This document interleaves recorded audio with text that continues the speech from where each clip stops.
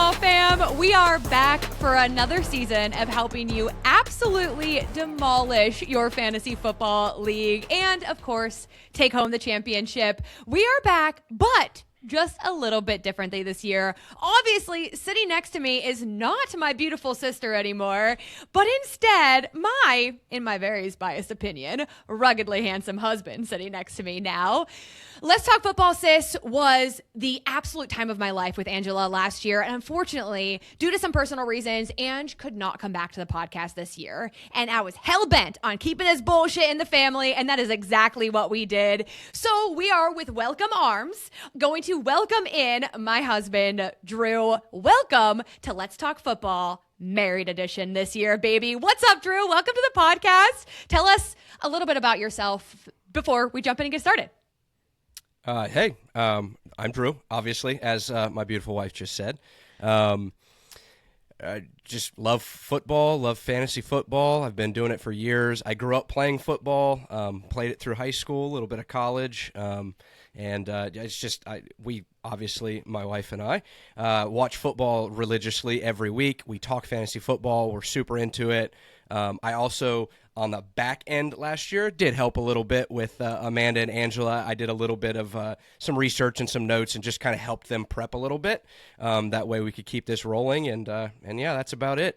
And for all of you that know, I also...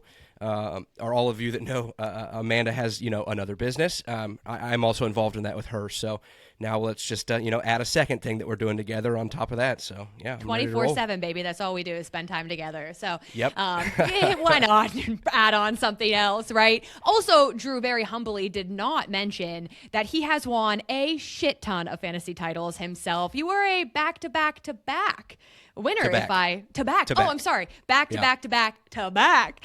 So Drew knows a thing or two about making some moves to win fantasy football. So he is a lovely addition to the Let's Talk Football team.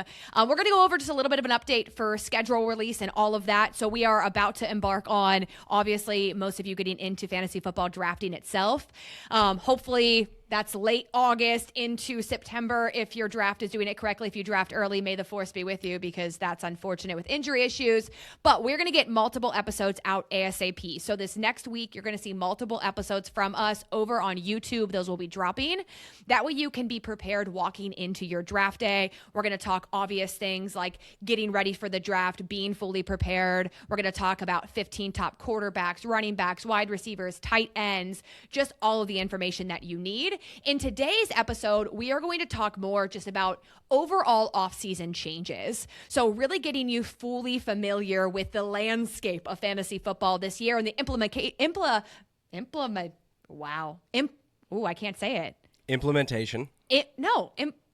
Implications. Implications. There it is.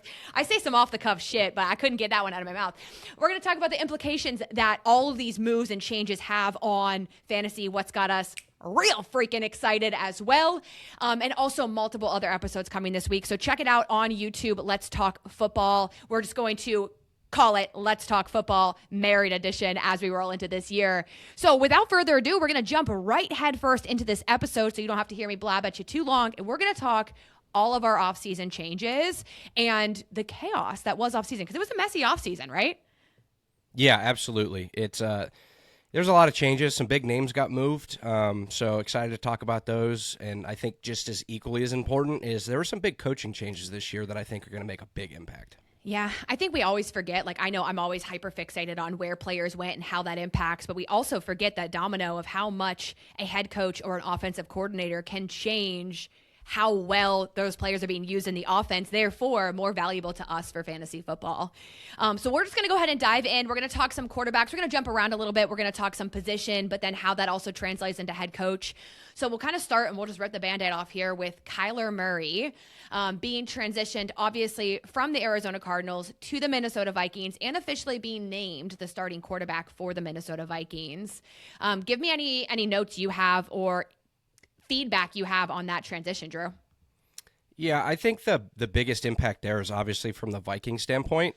I don't see a lot of impact from the Cardinals standpoint because he didn't play a lot last year. Obviously, we saw Jacoby Brissett for the back half of the year. So we're going to see that a little bit more this year with him starting the season. And then with Kyler and the Vikings, look, their quarterback situation was an absolute mess last year. They have a great receiver in JJ, right, and Justin Jefferson, who had a terrible year because he had awful quarterbacks throwing him the football. And I think J.J. McCarthy is a terrible quarterback. I've said it since he was drafted. He didn't have to do anything at Michigan. They drafted him way too high. They wasted the pick, and their general manager got fired. So I don't think that you can get much worse. Kyler, he has not been good for years. He hasn't been a top 10 quarterback since 2021, and it's been awful. So if we can just get halfway back to what he was, and I think KOC, Kevin O'Connell, their coach, I think he's a brilliant coach. So I think it impacts the receivers a little bit more. I think Justin Jefferson has a bounce-back year. Can he rebound to be as good as he was? I don't know. But Kyler also hasn't had a top 10 receiver since the 2020 season, and that was DeAndre Hopkins. So it's not like he's been providing a bunch of value for anybody, but it's better than what he had last year. So I think you can look a little bit to the receivers there and then maybe throw a flyer on Kyler late in the draft, but we'll get to that a little bit later in the rankings episodes. Absolutely. Absolutely. All right. How about our next move? Tua Tagovailoa went from the Dolphins to the Falcons. And at this point, we do think that Tua is going to be their starting quarterback. I don't think that's officially fully dropped just yet. But obviously that transition was in full force. And we now know that he will join the Atlanta Falcons, giving that team an interesting play because we also know that Kevin Stefanski is now the head coach of the Atlanta Falcons as well, which I think is an interesting transition from obviously potentially new head quarterback. I don't know if they fully announced it. And then also new head coach at the same time, creating some interesting moves for that offense because it wasn't great last year with just their clusterfuck of quarterbacks too. Yeah, the Falcons. Yeah, it was. I mean, Michael Penix was awful last year. So I can't imagine Tua's not the starter, assuming that he's healthy. Yeah. I can't imagine he's always not the starter. Always our issue, right? Yeah. Mm-hmm. And then Kevin Stefanski coming in. Look, I'm a Browns fan, so as you guys know, my wife's a Steelers fan. Ooh, we're head-to-head there. I am a big Browns fan, so I've seen Kevin Stefanski firsthand for years. Look, I think he's a good coach. He had good offenses prior to Deshaun Watson getting there, which we'll discuss that at a different time. That was just a nightmare. But look, I don't think they're going to be an awful offense, but I also don't think they're going to be a great offense. Tua has his limitations. He's very accurate. However, he doesn't have the strongest arm, and he's incredibly fragile at this point, unfortunately, with his head injuries. They got a great running game. Their receiving core is basically just Drake London. And you got Kyle Pitts at tight end, and there's a lot of opinions there. I don't see it as a big upgrade for the Atlanta Falcons getting Tua. I just don't see it much of a downgrade either. I think they're going to be pretty close to what they were last year. Yeah. I also hope that with that transition to the Silver Fox himself, which is Kevin Stefanski, if you didn't know, because homie can rock a little salt and pepper action like it ain't nobody's business. I do hope that opens up Bijan Robinson even a little bit more, some short check down passes to Bijan, obviously Tua not wanting to get hit, honestly Tua not being able to take hits. I'm hoping that can maybe break up a little bit even more value in Bijan Robinson. He is one of my, obviously we know he's at the top of the running back board, but he's extra my favorite this year because of that addition of Kevin Stefanski there and Tua as well. Yeah, just be aware that the offense will not be Tua will not be Tua of the Dolphins. They will not throw the ball as much. It's going to be a different offense. So Mike McDaniel and Kevin Stefanski, they're very different offenses. So expect a little bit more under center. He will check down the ball a lot, obviously, because he won't get hit. So that'll help Bijan a little bit more. But the team he's leaving, being the Dolphins, they got a new quarterback in Malik Willis coming over from the Green Bay Packers. He was the backup to Jordan Love there. What do you think about the addition of Malik Willis with the Miami Dolphins? Honestly, I think it's a moot point. I think that team is in shambles, and I don't think Malik Willis is going to do anything because there's no I want to say property. That's not the right word, Bo, but there's no assets around him in order to actually give him value. The only value in Malik Willis is his running and rushing opportunity, he likes to take off and use his legs.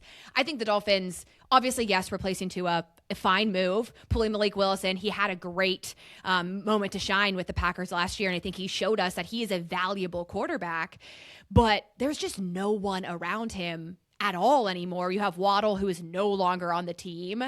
And who is he going to throw the ball to? There's just no assets on the wide receiver side other than our running back in Devon Achane. And they don't have Mike McDaniel, who was the offensive coordinator mind of that entire team.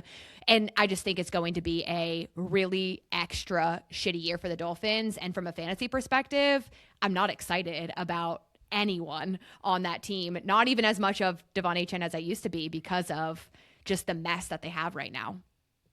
Yeah, one thing I would look at here, not a big Dolphins fan this year. I think their team is terrible. As you said, they do not have very many assets out there to spread the ball around to.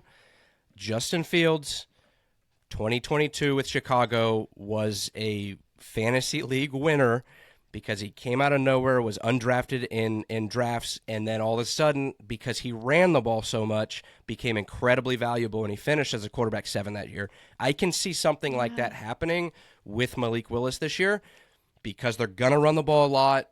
It's possible. It's definitely somebody I would look towards adding to my roster if you don't come away with a good quarterback in the draft, or for some reason the draft falls in a way that you don't pick somebody up in the first 6, 7 rounds and you just keep waiting and building value in other positions. He's not a bad little flyer to throw on your roster at the end, especially if you're going to do 2 quarterbacks on your roster, 2 late-round quarterbacks, and we'll get to strategy a little bit later on. But that's something that maybe I would look at.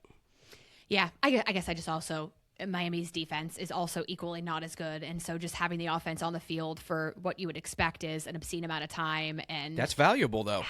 I guess bad defenses and good offenses are the best mix in fantasy football. Are they a good offense? Unfortunately, you have a bad offense and a bad defense. Bad defense. I just think it's bad. Yeah, this team is bad. I don't think they're going to win more than a couple games this year. I think they're pretty poopy. Absolutely. Next transition we had was Kirk Cousins, obviously going from the Falcons to the Raiders. Not a whole lot to touch on here. Only funny fact here is that I feel like Kirk Cousins is Mendoza? Yeah, I said it right? Mendoza. Yeah. I was like, you know what I was thinking of is the Mendoza brothers of the show, the guys that killed their parents. Yeah. I was in crime show documentary and I'm like, am I gonna say the wrong name here? I just think they are like this. They're the same human, different font. It's like watching son and dad go out there to it's epic. Just they're the same human, and I think that's so fucking wholesome. Yeah, they're both very wholesome people. And it's literally the same person that's just 15 years younger. And the one thing to look at with that situation is, look, Kirk's not a fantasy asset. No. Mendoza will not be a fantasy asset this year. It's more of just what value will they bring to the other players in the team, because Geno was so horrifically bad last year, and the Raiders in general were terrible. So I do think that it adds a little value to Brock Bowers. And Brock's amazing anyway, so as long as he stays healthy, he'll be valuable. But Kirk has had success with tight ends in the past in his career. I think Mendoza will also have some success throwing to Bowers this year, because the way you can scheme up tight ends is a little safer. So I think there's a little bit of impact there, but other than that, I don't think it impacts the team a whole lot. No, Brock Bowers' value stays exactly the same in my eyes. He is that guy, regardless of who has throwing to him, they're going to get the ball to him. So I don't worry about his fantasy output being implicated by the quarterback transition either. For sure. All right, well, we're moving out of quarterbacks into wide receivers, and we're going to start with DJ Moore. DJ Moore, obviously, now is a Buffalo Bill, went from the Chicago Bears over to Buffalo, which maybe finally gives Josh Allen someone solid to throw the ball to, because we know that we've just kind of watched him throw the ball to a potpourri of different mid-tier wide receivers. How do you feel? Do you feel like DJ Moore falls to that mid-tier wide receiver, or is this actually going to be a wide receiver asset for Josh Allen this year? I do not think that DJ Moore has a lot left in the tank. I don't think he's looked very good the last 2 years. I don't know if that's the system they were in, last year he basically started getting phased out by Ben Johnson and the Bears. So I don't know if that was disinterest, if it was he just wasn't. I don't know. It could have been a small injury. I personally think DJ Moore is a wide receiver 3 this year, somewhere around the 25 to 35 range. He'll have valuable weeks.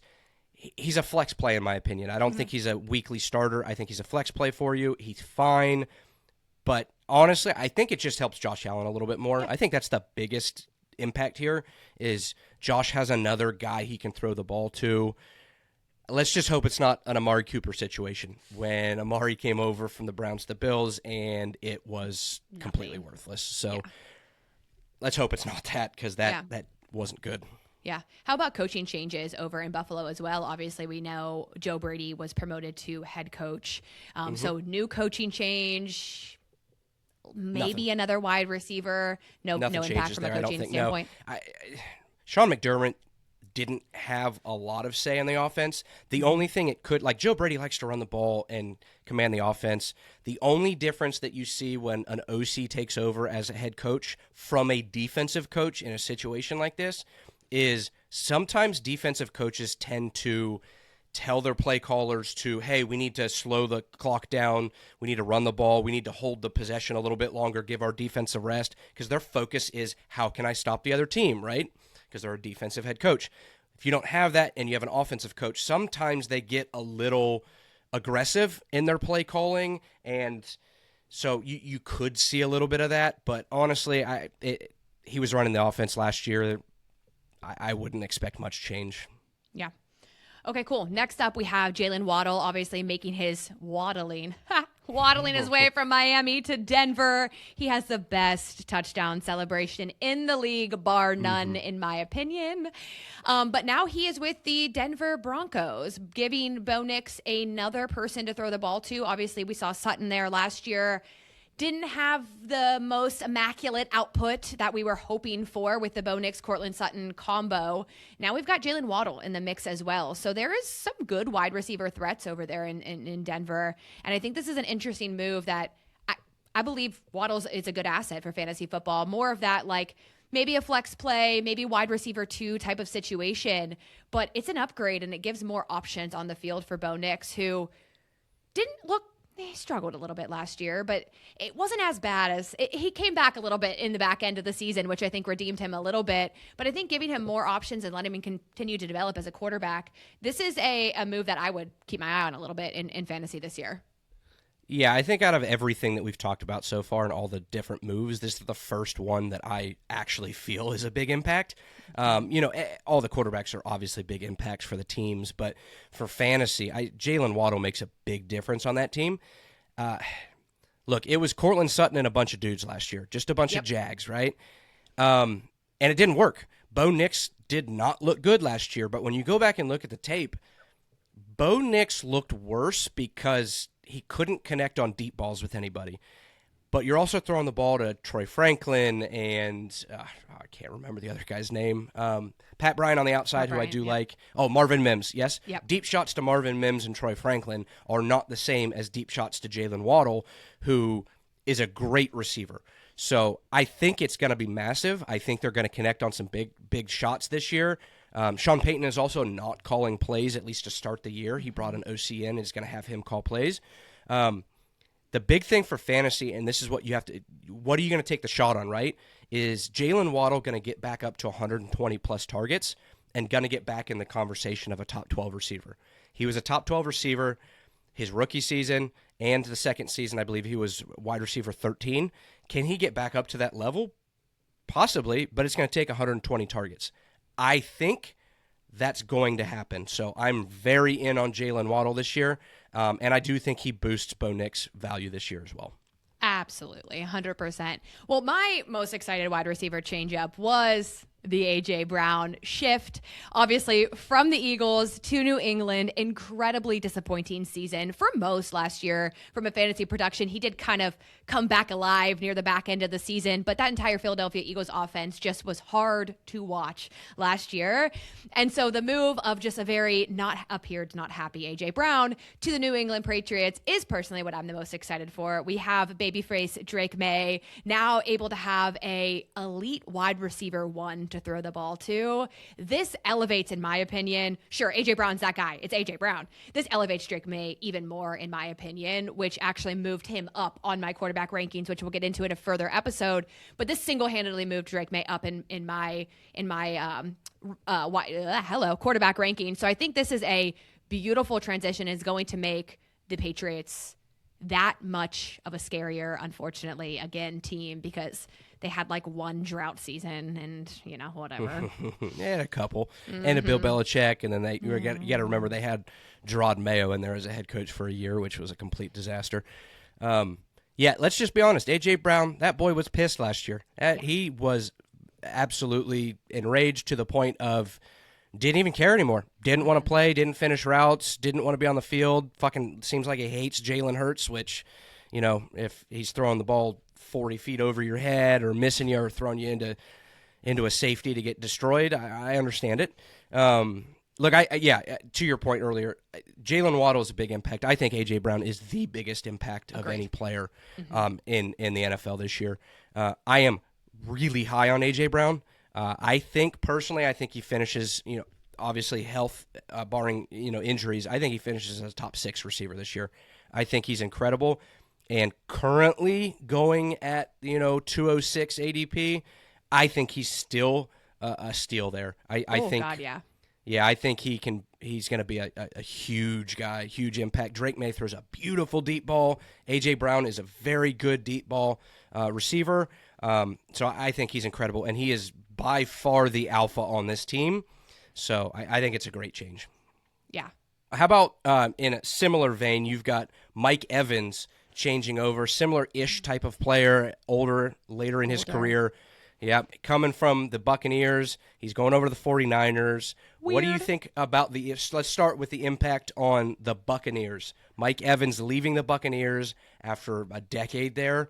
What do we think about the Buccaneers wide receiver room minus Mike Evans? Yeah, we got to see a little bit of that early in the season last year when Mike Evans was hurt. We got to see what the Buccaneers looked like without Mike Evans. And it started decent. It kind of fell off a cliff a little bit there. I think we were dealing with a pretty banged up Baker Mayfield, and so we didn't get to quite see exactly what was happening with that receiver room without him for a little bit. The Buccaneers, I'm not as excited about this year as I had been in years past. Obviously, Emeka Egbuka came out really hot and then essentially did not get the targets, dropped some passes, just wasn't as electric as we were hoping to see him through the entirety of the year. I think he now has to step in and be more of a relevant factor on the Buccaneers, but less excited there. Honestly, not excited about Mike Evans to the 49ers, mostly because the man's already getting hurt left and right. He got hurt multiple times last year, and now they put him on the team in which just seems to always get injured over it's the substation. And over again. It's the substation. You put this fragile-ass man on the scariest team in the NFL from an injury perspective. I mean, Mike Evans, does he even start the year? Like, does he get hurt before they even take the field in game one? We don't know. That's a player I full pass on. You're a full pass. At what point? So for those of you that don't know, there's a electrical substation right next to the 49ers practice facility that they've had since they've moved to this practice facility. And I think it's been since Levi Stadium was built. So it's been a while. It's a lot of data. Their injuries are higher, and I don't know if it's actually playing a factor or not. People seem to believe it does. But they've had a ton of injuries and a lot of soft tissue injuries. And I think it's a thing, so you can do a little research on it yourself to see, but I think it's an issue. If he is healthy, or even if he plays half the games, I think the biggest impact is not, like, I'm with you. I'm out on Mike Evans. I'm not going to draft him. I'm too worried about him not playing enough games. The two things that I think it does impact is I think it impacts Brock Purdy in a positive note, because when Mike Evans is there, it's a good receiver. It's a good red zone threat. So I think it's positive for Brock Purdy. And I think it's a negative for George Kittle when he comes back from his injury because the red zone threat, Brock Purdy loves throwing to his tight ends, right? George Kittle's a great red zone receiver. So is Mike Evans. So I think it might have a negative impact on George Kittle from a red zone threat, how many touchdowns he can score. But I'm out on Mike Evans. I'm not drafting him. I'm not dealing with a 30-plus-year-old receiver that has had hamstring injuries for years and goes to the substation team that, keeps getting hurt. So I'm out on that one. Full out on the Evans as well. Our last wide receiver here is Michael Pittman Jr. making a transition from the Indianapolis Colts over to the one and only Pittsburgh Steelers. Oh, yeah. I am actually really excited about this. Obviously, Michael Pittman last year showed us that he still has plenty of life left in him. And I think he's going to be a really nice target for Aaron Rodgers, specifically for those more short check down routes. Obviously, we have an old man, Aaron Rodgers, here at the helm. But Pittsburgh did also get a new head coach in Mike McCarthy, and Mike McCarthy and Aaron Rodgers teamed up and have won a Super Bowl in their past. So coaching experience with Aaron Rodgers, I think that is a huge highlight. In addition to that, I think giving Aaron Rodgers a receiver that he's going to feel more comfortable getting the ball to in those short routes and then still having that deep threat of DK. I just don't think Aaron Rodgers and DK Metcalf connected last year. They haven't. It was awful. It's not a secret. It was terrible. Aaron Rodgers was terrible last year. The Steelers were terrible. The whole franchise is terrible. Take a deep breath. Kenneth Gainwell was our second leading wide receiver as a running back. We put a little Michael Pittman in his place, utilizing that wide receiver role, having to cover a valid threat a little bit more. You know what? I'm going to ride on my hopeful high horse and say, yeah, you better. I can't wait till you guys. No, you guys are going to win 7 games again, not get a high quarterback draft, and you guys are just going to be stuck in this place of just being too good to be bad to get good quarterback, but yet not bad enough to get. You're just in this. It's the worst place to be in the NFL. Yes, we are I love that you guys are there. We are in Narnia. It is okay, but yes, from a Michael fantasy Pittman, standpoint, yes, yeah. I do think. Look. I think it's semi-valuable. Like he's a flex play in my opinion. Agreed. He's Agreed. going to run short routes that Aaron Rodgers will throw to. Late round pickup though that could give you a very sustainable amount of fantasy points every week. I think he's not going to go out there and goose egg you. Like I do like having a little bit of like diversity on my team where I've got my deep threat guys who are going to get less targets but have the opportunity to score me like big booty touchdown points and all of that good stuff. I like a short route guy too, just to have a little bit of that like safer option on my roster too, because you never fucking know. You need a little safety out there too. Yeah, you're right. I was just checking the rankings. Look, Pittman and DK mid-30s in the wide receiver rankings, mid to late 30s. Like again, they're flex plays. I think Pittman will free up DK a little bit more because defenses last year essentially like take DK away. And that's the entire offense because they had no one else really at any position. Mm-hmm. Like their line was okay. They had okay running backs. They had a quarterback that was below average at this point in his career. They don't have good tight ends. They didn't have good receivers outside of, I believe DK's a good player. I also think that's a weird fit, DK and Aaron Rodgers, because of the play styles are different. Mm-hmm. But I'm not excited about either one of them. I'm more excited that McCarthy's there, but honestly, with a 40-something-year-old Aaron Rodgers who hasn't been good in 4 years, I'm not excited about it. Yeah, that does lead us. We'll kind of start with our running backs, but we'll start with, obviously, the team we're ending with is the Steelers. There's 2 transitions there. So we know Rico Dowdle went from the Panthers to the Steelers, and Kenneth Gainwell went from the Steelers to the Buccaneers. So 2 big change-ups there. Obviously, Kenneth Gainwell going over to the Buccaneers. That does make it interesting. He got paid. So we now think about, obviously, we had Bucky Irving. We have Kenneth Gainwell. We have Rashad White, who's still there. It's just an interesting dynamic of who's going to get most of those snaps and what that snap count's going to look like in the Buccaneers. How do you feel that running back snap count is going to look like? Well, Rashad White is not there. Rashad White is with the Commanders. Anymore. Correct. So he basically replaces Rashad White. I think he could be a sneaky play for later in the year. Track Bucky's injury. Bucky Irving, track his injury. Always. He's still not healthy from last year. There's that a was lot. Disappointing when he came back. Yeah, he's Bucky. I'm out on Bucky. However, if you're in on him, you're going to get him at a value if he ends up being healthy. So, I get people that are in on him this year. But I think Kenneth Gainwell is he's going to eat into Bucky's work. I honestly just see it as a net negative in total for him going there because I think it's going to lower Bucky's production possibilities. But yet he's not the main guy, being Kenneth Gainwell's not the main guy. So I'm pretty out on the Buccaneers running back situation altogether.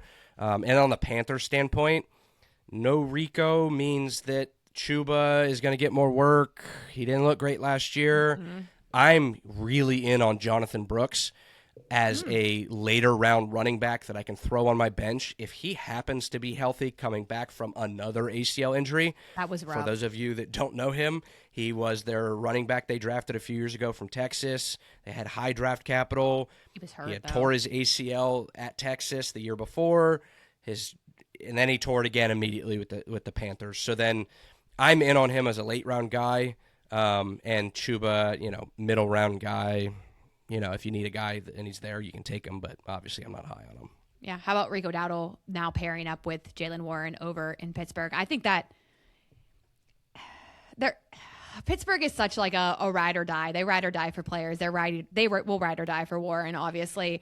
I don't think that's a given backfield. I think that Rico could win that backfield. It's 50-50. Yeah, it's a 50-50 split. Rico also was the running back for the Cowboys when McCarthy was there. Mm-hmm. He split time with Tony Pollard. I like Rico a lot. He's been on my fantasy teams. He's produced really well. I think he's a great bench guy, but honestly, it's a 50-50 time split. I don't think either one's going to be super valuable unless they take a commanding role or one of them gets injured. Hurt. Otherwise, not super interested in either one. Yeah. All right, some other big running back changes. Obviously, probably one of the biggest ones was Kenneth Walker going from the Seahawks to the Chiefs.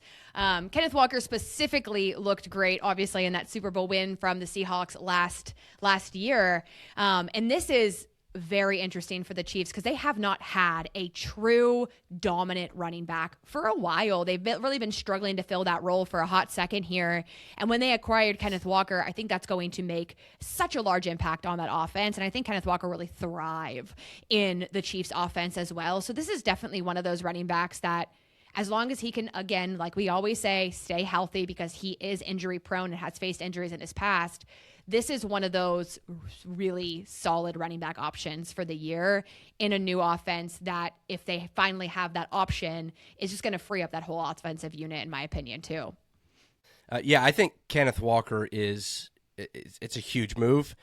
For those that haven't been playing fantasy football for a long time and they only know the Chiefs as this high-flying offense that threw the ball a lot with Tyreek Hill and Travis Kelce and then kind of had a couple down years, they don't realize that Andy Reid loves running the football all the way back to his days in Philly. So there's a guy named LaShawn Shady McCoy. Look him up. If you don't know who he is, look up his highlights. The dude was electric, right? Super fast, super agile.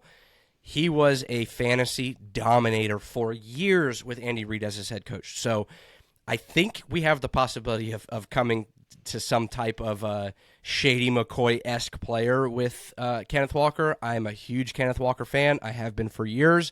So glad that he's away from Seattle because they were idiots and they wouldn't give him the ball and they kept playing. Zach Charbonnet was the downfall of Drew Black. I hate Zach Charbonnet with everything in me. And it has nothing to do with the man. No, it's it was all so the hard. Seahawks' fault. Stop giving him the ball and give it to Kenneth Walker. And now that he's free of that, I'm so happy. So huge on Kenneth Walker this year. I have him, I believe, as my number 3 or 4 ranked running back on the year. Yeah. I'm really high on him. Love him.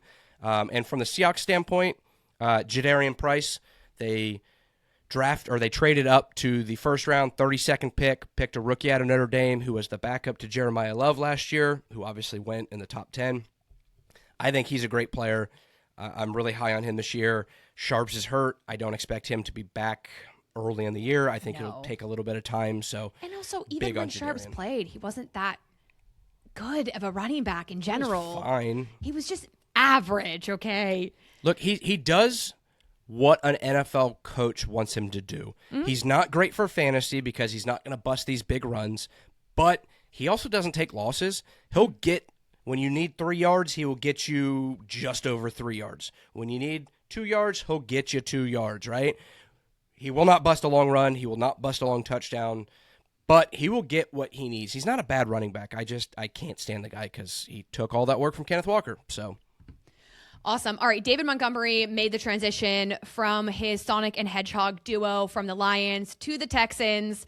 Gibbs and Montgomery were in their prime when that first happened. They were just so much fucking fun to watch. So it is hard seeing David Montgomery, who just seems like a good guy. If you guys didn't know, David Montgomery is a full-ass fucking vegan, does vegan, full-blown. He one time in a Thanksgiving episode was just knobbing on a carrot after they won, and that's how I found that out. Instead of the turkey leg, yeah. Instead of the turkey leg, because he doesn't eat meat. Love that. But he went from the Lions to the Texans. Honestly, for the Lions, it changes nothing. Gibbs, we saw it last year. He became their guy.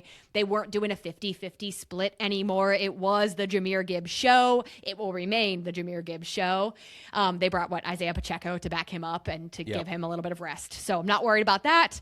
David Montgomery's over to the Texans. It gives him an opportunity to split time with Woody Marks, and we'll see how that count goes. It's not a time split. It's Montgomery's backfield. Woody Marks will split a little. I mean, yes, they'll play 60-40.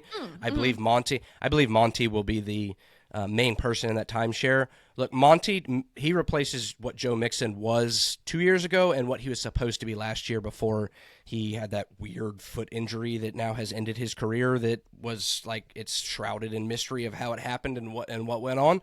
But I like Monty. I think he'll be right in that running back 2, mid to late running back 2, running back 15 to 24 range. He's a guy I believe that you will be able to draft a little bit later, and you set him in your lineup and you forget him. He'll get you consistent. He's a consistent 7, guy. 8, 9, 10 points a week. He might spike. If he scores a touchdown, you'll be really happy, and if he doesn't, he's not going to kill you. But when you're building a fantasy lineup, you need guys like that. You can't have all your players that are going to go off for 40 points, right? It's just not going to happen. So you need to build lineups with some consistency and then some guys that are boom-bust players. He's a consistent player that I love this year. Yeah, he's that foundation player that you can feel confident with year-round. I agree. Travis Etienne going from Jacksonville to the Saints definitely, I think, created a little bit of just pause for a lot of us because Alvin Kamara is very much still there. Now, the Saints in general are just an interesting team, to say the least. But how do you feel about that, obviously, addition of Travis Etienne, who had a really good year last year with Jacksonville Jaguars and really created a lot of dominance on that offense, was your very consistent running back last year. You plugged him in. He was scoring big points. How do we feel about how that workload will get split between Kamara and Etienne, who Kamara's old, and he's didn't have much to show us last year either? Yeah. Screw Alvin Kamara for coming back. Yeah, I love Alvin Kamara. So do I. He was on multiple of my fantasy football championship teams, so I've got a special place in my heart for him. Well, he won that 1 year. Didn't he score 50 points in a fantasy football final and basically won everyone the year that year? Yeah, I he was on my played team. against him in the finals, and I was like, I fucking hate you, Alvin. Yeah, I was playing. He was on my team. I think it was like Christmas Day game or Christmas Eve game or something. No, it wouldn't have been. No. Yeah, it would have been about that time. It was bad. Yeah, it was like Christmas Eve, something like that. He scored 5 touchdowns, didn't he? Yeah, that was a 6-touchdown game. It was 6. And he single-handedly won my fantasy championship that year. I was super happy, and I went out to a bar to watch the game with the guy that I was playing in the fantasy championship, one of my good buddies.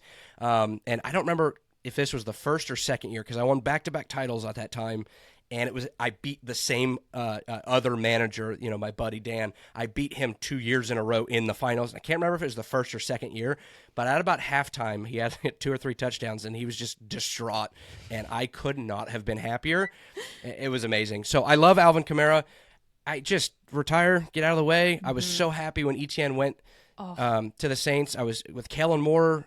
I loved it. And then now that happened, it's just going to take receiving work away, and receiving work is so valuable in fantasy that for PPR leagues, it's just going to eat into his work. From the Jags standpoint, though, Baishal Tootin, Chris Rodriguez, Oh, the two guys. Scootin' Tootin', huh? Which one do you prefer between Baishal Tootin? Obviously, he split time last year with Travis Etienne, or Travis. It's Travis Etienne Jr. In case you didn't know, Travis Etienne was what he went by. His name is actually Travis Etienne Jr. That's how you pronounce it. It's weird. It's going to be really hard to get used to. Okay. He's from Louisiana. He's from New Orleans. So they say it in that accent. So it's spelled Etienne, as we would say, like up here in Ohio. However, Etienne, Etienne. Well, that's how you would actually say it in their dialect. Etienne. It's that New Orleans accent. So it's Travis Etienne Jr. Oh. So that's actually how. But not to be confused with Devon Achane. Yeah, I was like, wait, from Miami. Does Achane have a brother?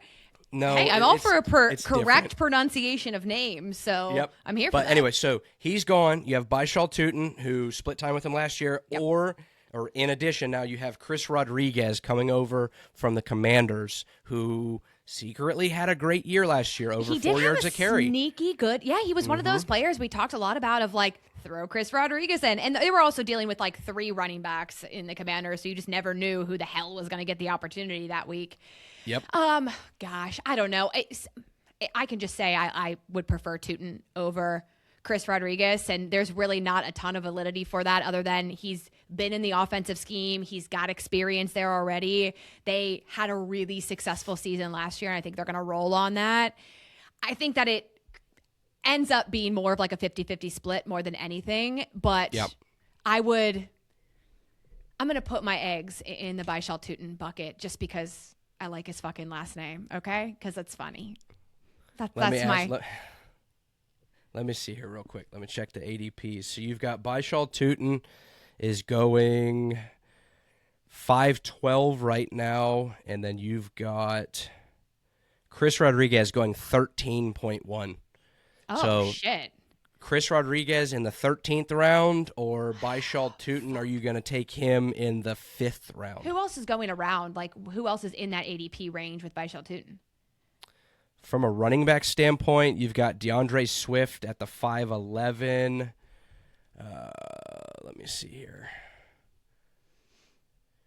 Obviously, when you're deciding this too, you're looking at like your overall roster. Because I don't think waiting and like taking a late, if you like already have a pretty solid running back room and you want to take a flyer on Chris, you're getting him for a steal in the 13th. Even if he ends up splitting 50-50, that's still a valid running back option when running backs will be in poverty at some point this year when people start going down and you need a guy who's at least on the fucking field.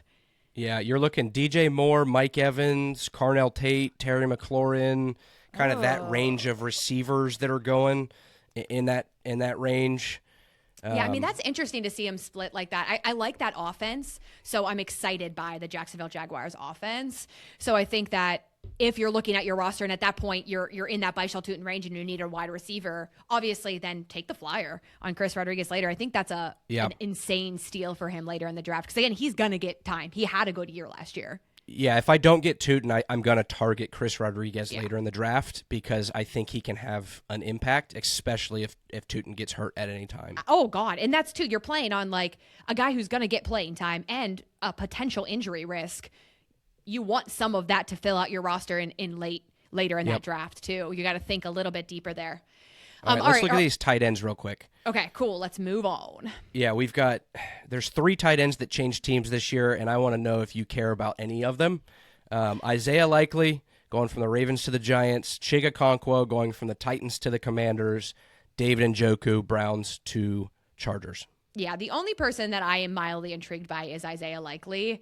I'll be honest, I don't know enough about Chig Okonkwo to understand what his dominance might be in the Commanders' offense, so I can let you speak a little bit on how you might think about him. I'm not excited by David Njoku over from the Browns to the Chargers. We know that Oronde Gadsden's over there already. I think that David Njoku is going to just maybe not be used as much in the passing offense over there. That offense is also ran now by Mike McDaniels, not S. Mike McDaniel, no S. I always question it. I'm like, it's there's not a Mike lot McDaniels. of McDaniels and McDonald's and LaFleurs and Flores, and there's a lot of fucking similar names out there. So I'm excited for the Chargers offense, not excited for David Njoku in the Chargers offensive scheme.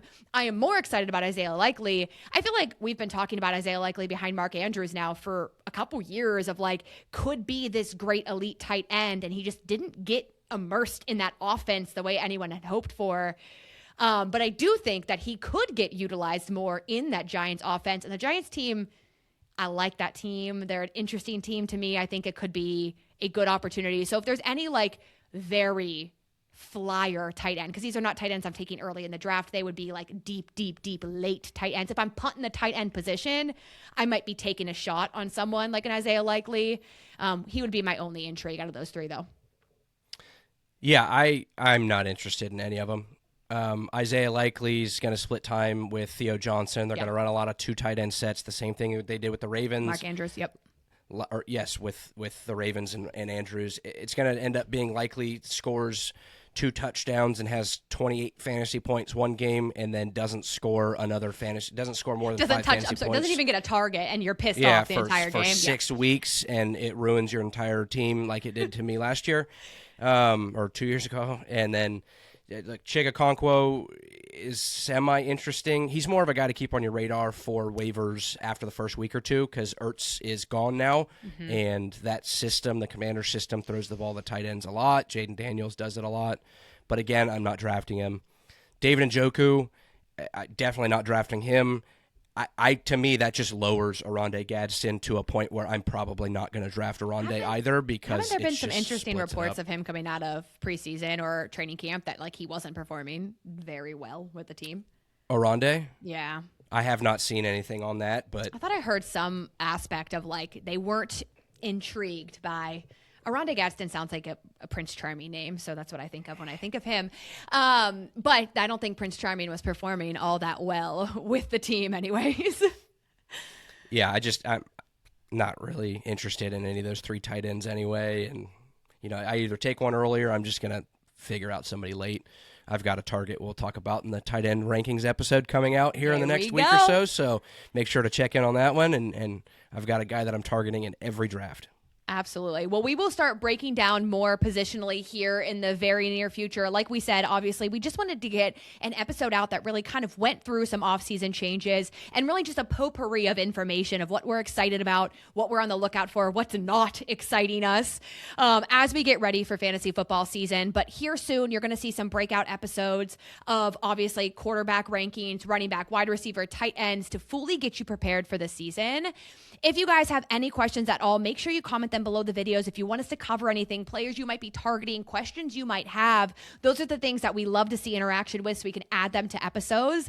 As always, make sure you like and subscribe to Let's Talk Football. That way you can get notifications for when new episodes are released, and follow us on all of our social medias because we're back, baby. Football's almost back, and we're going to keep making sure that you feel fully prepared to dominate this fantasy football season. And I thank you all for welcoming my wonderful husband to the podcast this year because, like I said, we're back just a little bit different, and we are going to make sure you guys feel super prepared for fantasy this year. Oh, yeah, we're going to have a hell of a time this year. I can't wait. All right, guys, talk to you soon. Make sure you tune in for the next episode. Bye.